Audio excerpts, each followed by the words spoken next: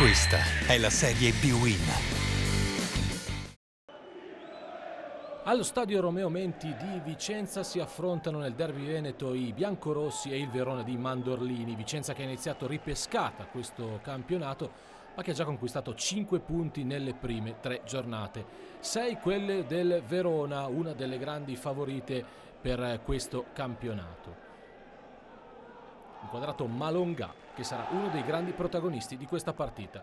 Arbitra il signor Palazzino di Fiumicino. Subito Vicenza in avanti con Malongà, il controllo, il sinistro, e Rafael pronto a bloccare il pallone. Rivediamo il lancio lungo e poi ecco Vicenza in vantaggio. Ancora Malongà, il controllo, si libera il destro e rete con Rafael che non può farci niente. Siamo al minuto numero 9. Malongà porta in vantaggio i padroni di casa del Vicenza.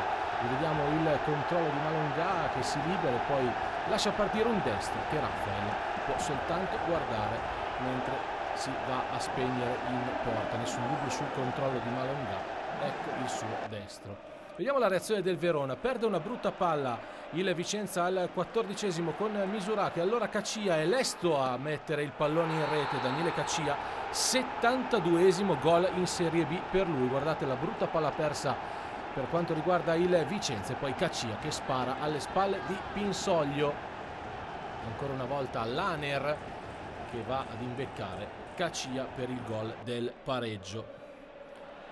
34esimo, Guizzo sul settore di destra da parte di Mustacchio che libera il destro. Rafael però si trova pronto alla presa. Ancora Vicenza, il cross dalla sinistra, Plasmati, e Rafael si va a superare alzando il pallone sopra la traversa. Grande occasione per Gianvito Plasmati, il cross di Gianni, Plasmati di testa e poi Rafael. Guardate che prontezza di riflessi.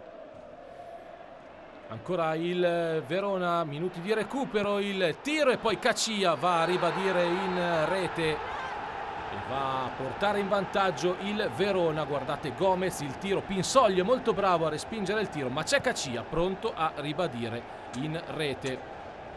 Ancora il replay, Gomez di sinistro e poi Caccia che firma la sua doppietta personale. Passiamo con le immagini al secondo tempo.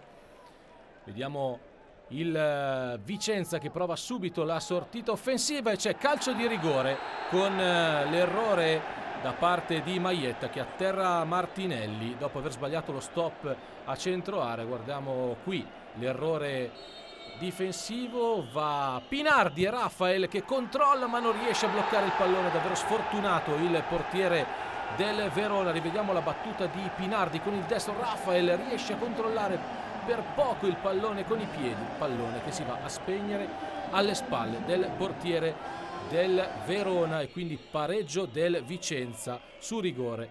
E poi ancora il Verona con Maietta che si va a far perdonare l'errore nell'azione precedente e mette in rete al 65esimo. È stato bravo ancora una volta Caccia, lo rivediamo, ad imbeccare Maietta per il gol del vantaggio. Non può farci nulla Pinsoglio. Reazione del Vicenza, cross dalla sinistra, colpo di testa di Semioli appena entrato, parata tranquilla di Rafael.